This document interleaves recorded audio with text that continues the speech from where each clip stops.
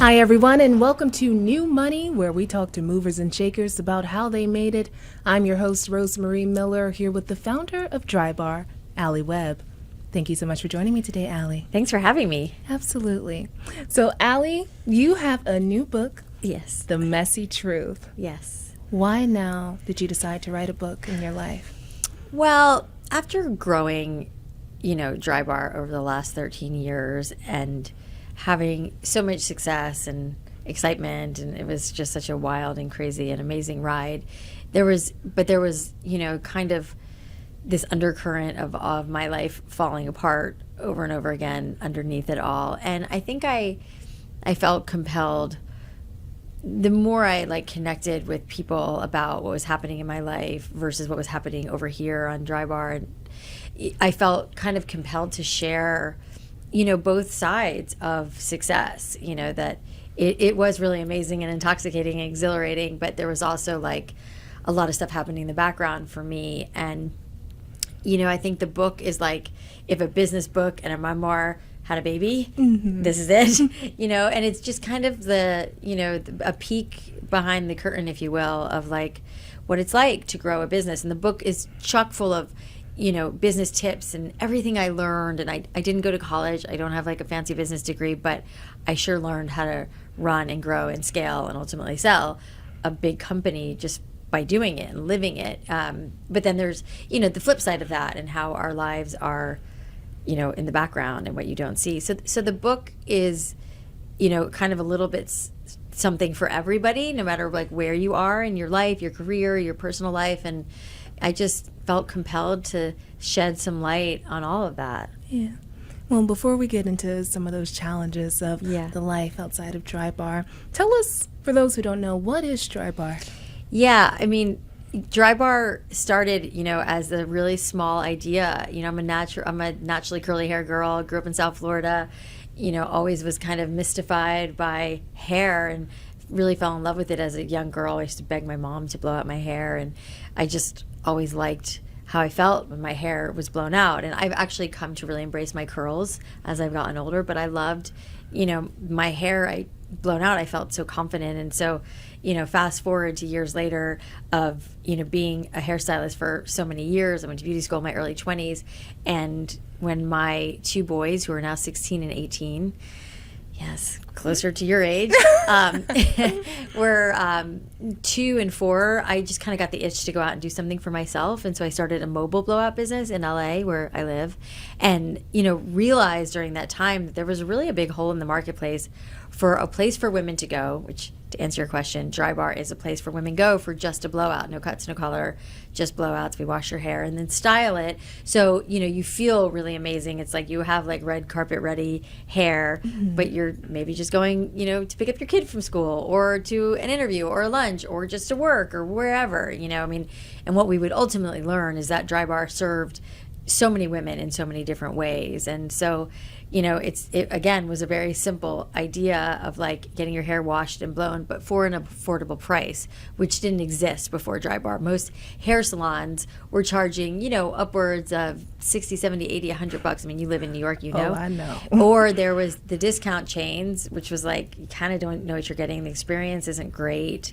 And, the price is all over the place, and I felt very strongly about creating a place that was no bait and switch on the pricing. It was always going to be, when we started, $35. And over the years, we've had to raise our prices, but no bait and switch. If we used a curling iron or a flat iron or whatever we did to your hair, it didn't change the price. And that was, from all of my years working as a stylist and as a consumer, being frustrated that I would, walk into a hair salon and they'd look at your hair and they'd be like, well, for you, it's this, but for your friend, it's this. And I was like, what is that? And so I wanted to change all of that. And so we did, we changed so much about the traditional hair salon. And obviously we were just doing one thing, which was blowouts, and, one thing, and we're the best at it. And 150 stores later, it worked. Alli, I know a lot of people who are hustlers, basically doing how you started. Yeah. They go to someone's house and do the work, or someone comes to them and they just do the work, but they don't create a Drybar. So You said you have no business degree, no college degree, no prior business background, none of that. My parents had their own business, so I learned that way, but Okay. nothing, no schooling for it, no. So how did you get the confidence to take that leap of faith, create your Well, own business? I think a lot of it was, I think it's a little bit in my blood, that my parents were entrepreneurs and I grew up not even being aware of it or even thinking anything about it. And I wasn't someone who grew up with like, oh, I have a dream to be an entrepreneur and want to start my own business. Like that wasn't me. I was like just trying to figure out what I liked to do. But my parents, owned and operated a little clothing store, an old lady clothing store in Boca Raton, Florida, and Delray Beach. And they had, I don't know, maybe 7 at one point. But I grew up in those stores. It was called Flips, and it's all in the book. And I talk a lot about, the imprint, I guess is the best word, that made on me. And watching like my mom and how she interacted with customers and how my dad was. And, I think that entrepreneurial like spirit just was in me. And I always, because of that, the experience I think I had working with my parents' store when I did start working when I was like 16 in retail, I was always a hustler, and I was always the one that everybody was like, could you chill out a little, like you're kind of making us all look bad. But it was just like, oh, you just work really hard. I mean, that's what I learned from my parents, and I think that mentality and that spirit just has carried me and and put me where I landed.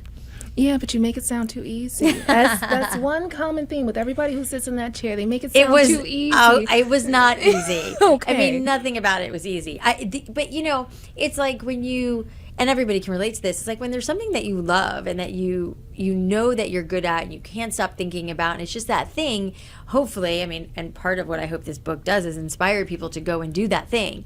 I think for me, even when I was in my 20s living in New York City, like I was jumping from thing to thing and job to job, trying to figure out the thing that I loved, and I ultimately loved doing hair. It would be many years later that I started Drybar, but it wasn't easy, but I also had a lot of help. My brother is my business partner, my ex-husband, and so I had we were this great little team that got this thing started. But I mean, anything but easy. It just it's easy to talk about it in retrospect, like because we did it, and I'm not quite as tired as I used to be. And we used to compare it to like whack-a-mole. Do you know the game whack-a-mole? Is that like, am I aging out?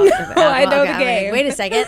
Where it's just like there's constantly fires in everywhere you look, and and that's like the price of doing business when you're an entrepreneur, and anybody who has attempted to start their own business knows what that's like, because you kind of think things are going smoothly over here, and then all of a sudden, like wham, something else happens, and you're like, oh shit, I wasn't planning on that, and like every day, all day long, but that's part of like I think when you have that entrepreneurial spirit, you kind of thrive in that environment versus like feeling like I can't take this, I don't want to do this anymore. And I think that's when you kind of start to realize maybe this isn't for you, and not everybody's meant to be an entrepreneur, So take us back, like step by step. How did you build Drybar?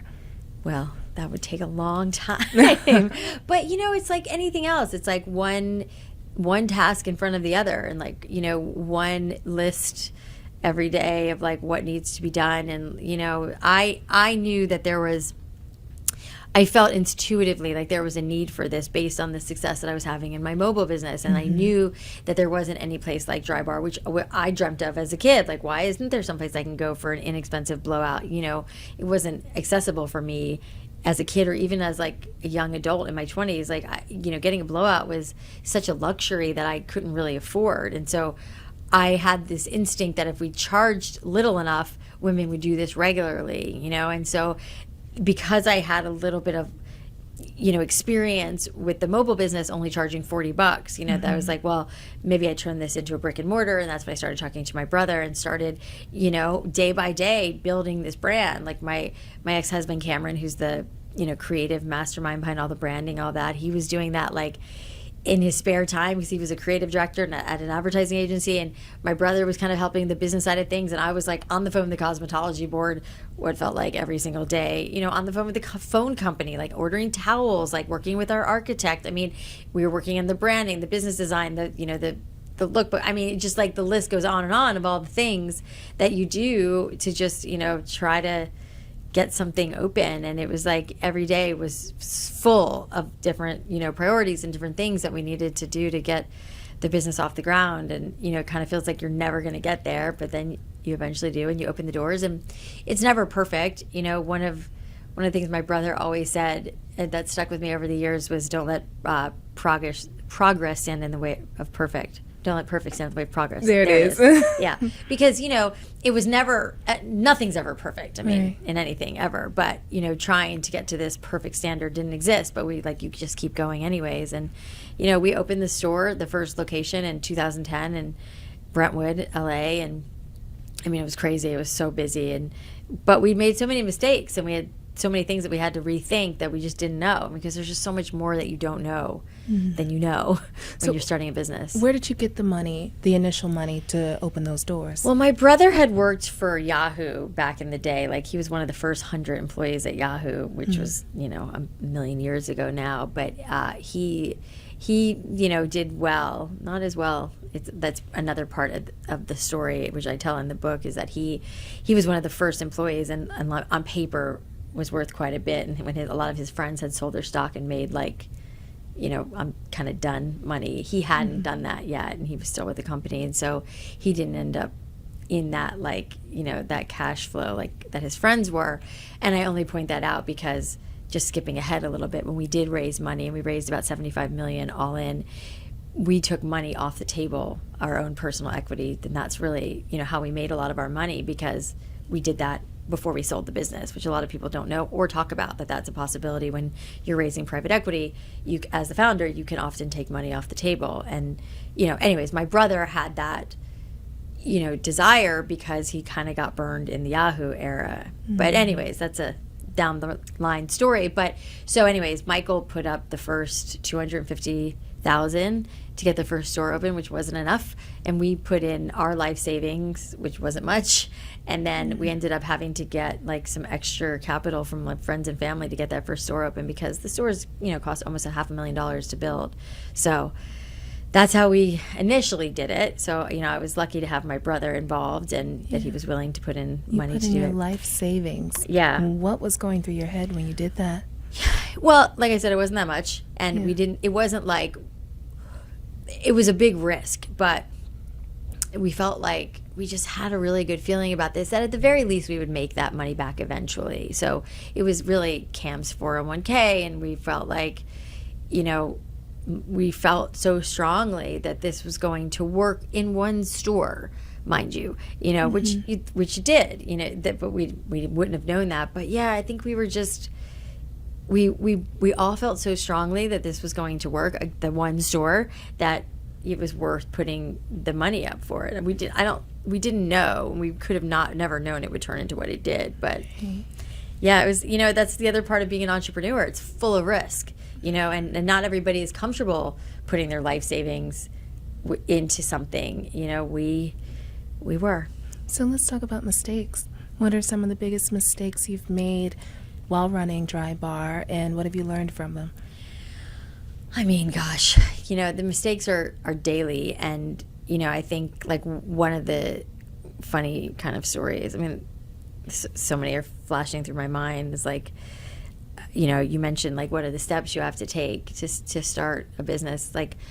One pretty obvious thing when you're running a hair salon is getting towels. So I found a towel service and ordered towels to get delivered, and I didn't know the importance of really reading a contract before you sign a contract back then. Now I don't, of course, sign anything without my lawyer looking at it, but back then didn't dawn on me, and I ended up years later, as we were trying to expand into more stores, and the towel company we were working with wasn't the right fit anymore. We tried to end that service, and they were like, "Oh no, you can't. You're in this for another 10 years, and to break it, it's going to cost thousands and thousands of dollars." And we were like, "What?" I mean, something crazy, $100,000, something insane. The towel company. The towel company. But it was such a good lesson for me, and not signing anything without someone reading it. You know, it's so silly. But I mean, there was, you know, endless things like that. Like we had to pull the phones out of the shops because it was too loud when you were in the shop to answer the phone, and there was too many people, and the blow dryers and the music and the people. It was like we couldn't give the person at home a really good experience and the person standing in front of us, you know. So we had to pull that out. Like the cords on the blow dryers weren't long enough. Like, you know, we used to say like walk-ins welcome, but we couldn't get walk-ins in. You had to make an appointment, which these were all things that we learned, you know. I mean, we once had a blow dryer, like it starts sparking. I mean, it was like, you just, you know, you can't make this stuff up. We had just opened Brentwood, and we were probably like, I don't know, a few weeks in, and we were underneath a restaurant, the store. And one day the shop is like bumping, every chair is filled, and I start noticing this, like just like a ceiling like this, there's like little black like goop coming through the ceiling, and I was like, oh God, what is that? And I didn't know, and I was like, oh my God. Within like 3 minutes, the whole thing like whoosh comes down, and it luckily didn't hit anybody, but it went like right in between two chairs. And the shop was so busy and so full and crazy that, like, you know, the woman that was sitting like next to it like kind of looked over it and was like, yeah, can you finish my hair? You know, it was like nobody missed a beat. And I was like, this thing is crazy. We were onto something. And, you know, it was like a leak from the restaurant upstairs. But, you know, that wasn't really my mistake. It was just a funny story that I remember. Like, felt like I was going to die. Like, there was black goop coming through the ceiling. What was it? It was like it wasn't as gross as it sounds. It was just something burst up there. I don't know what it was. It didn't smell bad. Okay, let's just say that. Yeah. Well, Alli, what are your plans for investing your wealth? Well, I've invested quite a bit. You know, I've for years now. When we really started taking money off the table, I started putting it into other like friends' businesses, really. And you know, I work with, you know, I have a financial advisor, and they do a lot of my like bigger investing that I don't personally get that involved in, but I have, you know, more than a handful of, you know, kind of personal investments that I've, you know, invested in friends, frankly, and people who I've believed in and felt like they were really onto something. And that's kind of, you know, not to mention like charities and foundations that I'm involved in, like Onsite, which is outside of Tennessee, which is a kind of mental health, you know, retreat that you can go to if you've been through something, some sort of trauma, or if you just are human, you know, living in the world that we live in. So, you know, I try to get involved in lots of things and give back, not only financially, but also like my time. And I just started a mastermind program called the Blueprint Mastermind, where we mentor, you know, founders. It's primarily female. Well, it's all female right now, but who knows? I'm open to anybody. But yeah, you know, I really try to give back in a lot of ways. I do a lot of, you know, mentoring in different ways, whether it's financially or just giving back my own personal time and like what I've learned over the last 13 years. Well, that's a great transition, because if you could offer 3 pieces of advice for young entrepreneurs who maybe want to do something like what you're doing, what would it be? I mean, there's so many things. I think one of the biggest kind of roadblocks, I would say, for entrepreneurs is they feel like, you know, they just don't know enough about the thing that they're trying to do. So it's like, oh, well, I don't have this, so I can't do it, or I don't know this, or I don't have this, I don't have that. You know, I always tell people, like, you got to just kind of start working on it and see where it goes. You know, I think we can get really stuck in the kind of negative self-talk of like, oh, I just don't know this enough. Like, I knew far less than I knew when I was, you know, far less of what to do and how to get things off the ground when we started Drybar. And there were so many unanswered questions and so many things that I didn't know how to do, but I just kind of took the leap of faith, you know. And I think that's part of being an entrepreneur, is like not being afraid to like put yourself out there and kind of figure it out as you go. You know, and being, you know, being nimble and surrounding yourself with people who are going to tell you the truth and people who are going to give it to you straight. You know, I think as a founder or boss or leader or whatever, it's easy to get into the, you know, the world of like everybody just kind of tells you what they think you want to hear, you know. And for me, it's like I'd really much rather you tell me the actual truth. I mean, even as we were running Drybar and as it got bigger, and I started building a name for myself and doing stuff like this and whatever. And it's like people, I could feel people trying to like hide something that was happening in the business that wasn't positive, and I was like, no, tell me, like I need to know, and I always wanted to hear from our customers or our employees of like things that were working and things that weren't, so I could dig in and really stay connected to my business. And I think that as an entrepreneur, that's a really important thing to keep in mind, like to stay close into your people so that you really know what's going on with your business, and listening to what whether people who work for you or people who are consuming your product, your business, that you are taking in what they say, so you have a real pulse of what's going on. And then I don't know, I think making sure that whatever you're embarking on as an entrepreneur, that it's something that doesn't exist quite like you're hoping to do. It's like I always say, we didn't invent blowouts, and with our new massage concept, Squeeze, like we didn't invent massages, but we've taken what is already available and made it better, a better experience, a better price point, operationally better, customer service better, all the things, and I think there's a lot of opportunity out there for, budding entrepreneurs to take something that exists and make it a lot better. And that's always advice I give to people if you already have something that you're starting, like making sure that you're looking around at the competition, because we live in such a saturated world that like everything feels like everything exists. But how can you make this idea better and different than what's already out there, and thinking at it, coming at it from that lens. And that's kind of what we thought about for Drybar. Is like if you look at the landscape of hair salons, Drybar doesn't look anything like them in every conceivable way, and that's on purpose, by design. We looked at, and that was a big lesson I learned from Cam, my ex-husband. Was like, what is everybody else doing? We're going to do the opposite, and that's kind of a good lesson, I think, for entrepreneurs. And what is next for Alli Webb? Oh man, good question. I mean, there's so many things on the horizon right now. I mean, I've obviously been really focused on this book, and been writing it for what feels like several years. And I think I have really been writing it for several years, because it's like everything I could remember of growing this business, every life lesson, every lesson that things that worked and things that didn't.